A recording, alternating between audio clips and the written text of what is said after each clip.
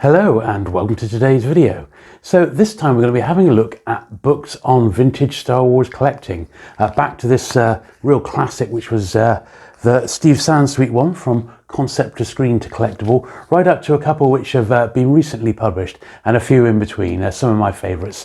So that's what we're going to be having a look at today. So sit back, relax and let's get to it.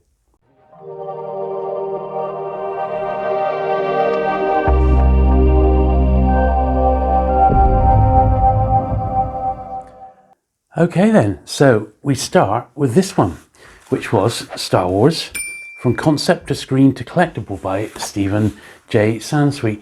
Now, many would argue that this book single-handedly started the collecting Star Wars boom. I would argue that it probably started with a few people in the late 80s, to be honest. In fact, even when the toys were still in the shop, that's certainly when I started collecting it. But this was the first time that I think someone had actually released a book on the subject, and it's an absolutely fantastic bit of stuff here. So 1992, this one came out in the original hardback, and it doesn't. What I like is it just doesn't focus on the action figures, although they are clearly evident. It's all manner of Star Wars collectibles. Beautiful photography. Obviously, Steve Sansweet went on to work for Lucasfilm as an archivist, and he also, of course, owns and runs Rancho Obi-Wan. But this book was in the days when George and I had Purple Haze, the shop in Plymouth. When this book was published, we sold absolutely stacks of it in hardback, and then later on, a year or so later, the paperback edition came out. And it was a bestseller for us, and people would come in and pore over it until they had their own copy. Absolutely fantastic. One of the big things was the reproduction of the card back, which showed most of the figures on in one hit, which is what people were really collecting. It's just an all-round fantastic book, and certainly it launched what I would say the Star Wars phenomenon, the collecting phenomenon. It certainly kick-started it, because there was clearly a demand, and well, this book sort of filled it. Lukeite star there from the first movie. So I would say that was the first, and that was 1992. Now, the next thing I'm going to show you is this. Now, when we had the shop, Purple Haze, we did actually release our own Star Wars price guide. Now, I do have a copy of it, but I just couldn't put my hands on it before filming this video. What I did find were the original sort of production pages before they were mass produced and photocopied. And one of the things, we had sort of a little price guide in here, and I was just looking at the prices on it just now, and I had to laugh. So this is for the first figures. So this is for Star Wars. And we've got the Jar with a plastic cape there, a loose one, 85 these pounds, and a carded Star Wars one, 450 pounds. So that gives you an idea of the prices in the. This was produced about 92, 93, and it was solely for people who were collecting, trying to put sets of the new figures together. So it was the Purple Haze Guide to Star Wars, perhaps the. Oh, look, it's dated 95 there. Perhaps one of the earliest price guides to be published in the UK with actual prices. And that was written by myself. And the next one came in this. So this was 97, 98, and this was the British comic book price guide by Duncan McAlpine. And this was a huge tome. This was actually the final edition of it in print form. And I kept this one because it's the best up to that point guide to them. I even prefer it over the Overstreet price guides because it has a lot of the British annuals and things like that included. One of the things it has got in here is a price guide to Star Wars figures. So we knew Duncan quite well back in the day, and he asked me if I could write a short piece on collecting Star Wars figures with a price guide for the magazine, for the book rather. So I did, and it's quite long. Here we are. This is George and I's there as the authors. And then we've updated it, so the plastic Cape Jow is now £175 for a loose one, and a carded one is £1,100. But there you go, it's quite a nice little guide.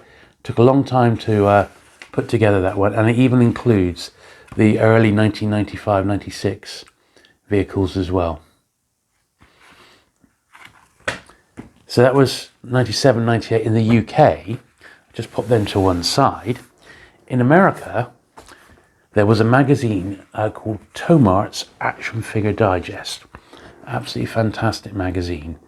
And the creator of the Tomart archives, T.N. Tumbush, brought this book out, which wasn't strictly Star Wars, but it's got Star Wars in it, and it says it's like space adventure collectibles. So it's all manner of sci-fi, but there is, as you can see, quite a bit of science fiction in it and Star Wars.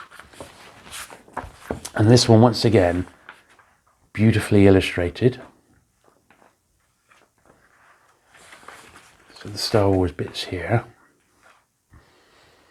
And this was a precursor for what was to come later on. Look at these photos here. It's fantastic, isn't it? And these are all from the Tomart archives.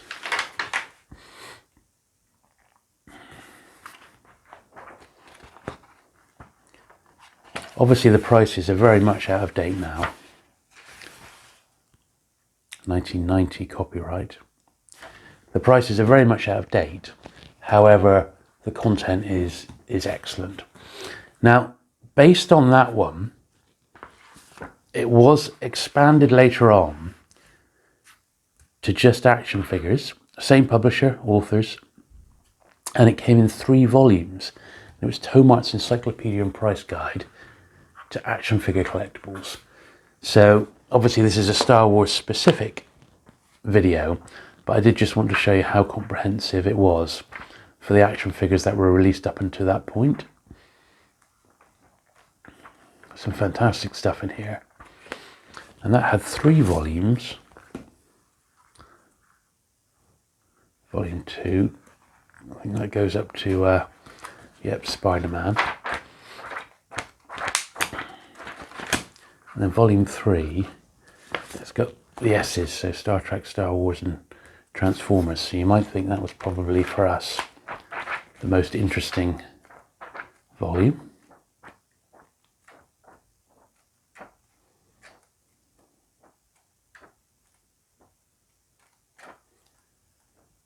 Really, really comprehensive, as you can imagine. All the new stuff up to that point as well. Droids and Ewoks. Now, along the same lines, same publisher of course, came this one, which was probably the definitive book on collecting Star Wars. So the impact this book made at the time is difficult to comprehend now, but this is the very, very earliest days of the internet. So it wasn't as if people were online looking things up on eBay to see what things were making. And this book, well, it set the collecting world afire, really. One of the most interesting things I think about it is that each item in it has got like a number. And there was people selling collectibles in, well, Toy Shop magazine predominantly, which is this big, huge tabloid thing from America that came out every other week. And they would refer to certain items. It would have the Tomart number next to it. And it became, I mean, no longer, but back then it was like almost the encyclopedia. And if you collected Star Wars, you had to have this book. It was as simple as that. And they certainly did do a great job with it. Some real rarities and stuff that you just generally don't see very often. And it wasn't just American and British, it was literally worldwide. And I think that was the key. And there was stuff in there from overseas that even today, you just don't really see it around. And that's what made this one so very, very good. Fantastic stuff. And this was the first edition. And it still took about at least 2 years, I think, before the second edition and final edition came out, which was this one here. And this had new stuff that had been discovered. People had corrected them on stuff from the first edition. And once again, this one is obviously essential reading. It's got a lot of the new stuff in as well, up to that point. And I think that's probably why the series stopped, is that they just couldn't keep up with the onslaught of new stuff. There was just too much of it. But once again, I think both books are essential if you're a Star Wars collector, and they do come recommended. I believe this one had a really nice, fancy hardback edition as well. So I would say those were sort of the price guides and guidebooks from the golden age. And then towards the tail end of the 90s, early 2000s, you had these, which they're okay, but they're not great. But I mean, I had all manner. I used to buy every blooming Star Wars book on collecting that came out. And in the end, I just cleared a load of them out because they just were repeating the same information. But I did keep these two. This is 77 to 97, collecting Star Wars toys. And this is a Schiffer one, so it is quite nicely produced. And that's probably why I've kept it, because it's just a nice colour reference book and worth having in your collection, just because it's really nicely produced. So many of these guides are in tinny black and white, and just not worth the paper they're printed on. So I've got a shot of them. But oh, look, the Palitoy Death Star.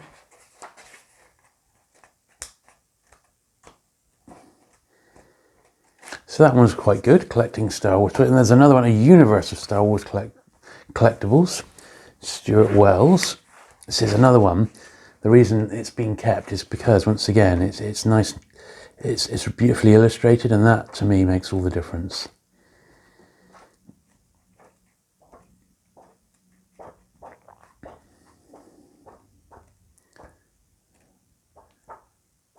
Comics. It's good, isn't it?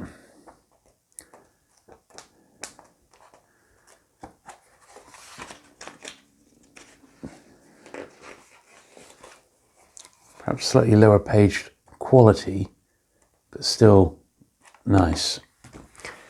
Then that brings us up to the last few years, really. And one of the books that I've been very much impressed with is this one. It's called The French Touch. This was the 2016 edition. Stéphane Fourcourt, I believe his name is. Stéphane Fourcourt, yeah, there we are. And this is French Star Wars collectibles. Now, as you know, I'm a real fan of the French stuff. And, well, look at the carded figures are, although I've got an odd one, although I'd love to have them, they're just a bit too pricey. But this isn't just that, this is every bit of French memorabilia that the guy's been able to get his hands on. So it's almost like the French version of the Tomart for French Star Wars, and it's fantastic.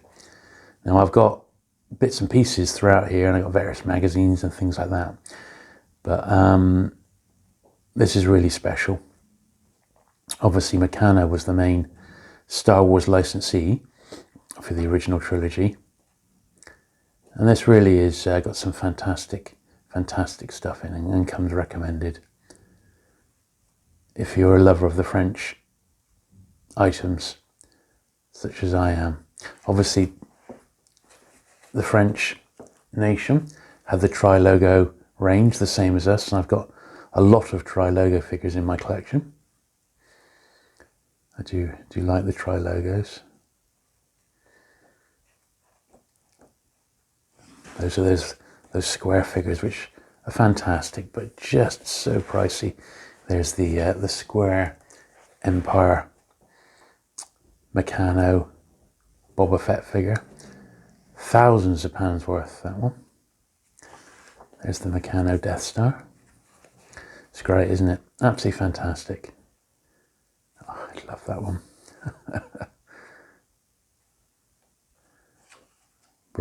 Brilliant stuff.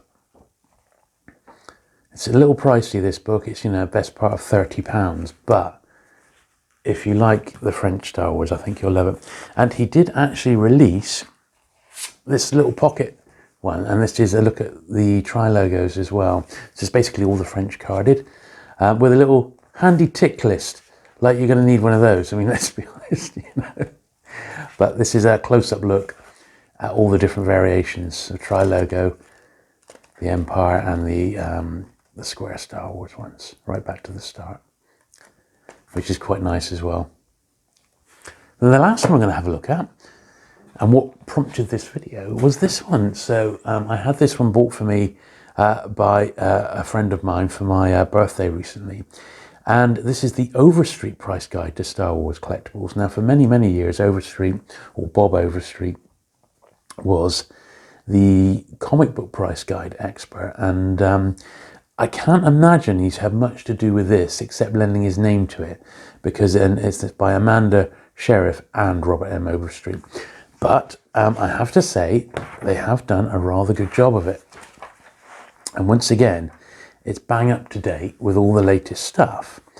And it doesn't just cover the action figures, there's all manner of collectibles. This is just on the posters alone. And having been through most of the book now, the actual write-ups to each thing are pretty good as well. The author definitely knew their subject, shall we say, which is always good. It's the comics there. Nice introduction to each section. Trading cards. All manner of stuff. This is the sort of thing that'll have several editions, I would think. And each time it'll focus on different parts of the hobby. Obviously this stuff will remain in every edition. But I think it's certainly, it's good. It's good. I don't know if it's worth $30 cover price, good, but it is good. And as I said, the accompanying text is actually pretty interesting. So another one, and this is, as I said, this has only just been published, so this might be one you want to track down yourself. And that's the Overstreet price guide to Star Wars collectors. I have to look at this. This is Hakes Auctions. Some of the prices that some of this stuff has been making. Absolutely fantastic. And plastic Cape Jawa there, 21,000. Phenomenal money.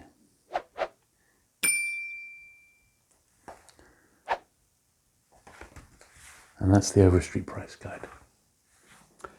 So there you go. I hope you enjoyed a look at these vintage Star Wars collectibles guidebooks. Certainly some good stuff there. The ones that are still in print, I will put links to for you to pick them up on Amazon in the description down below. And the out of print ones, I'll pop a link into, perhaps you can pick them up on eBay.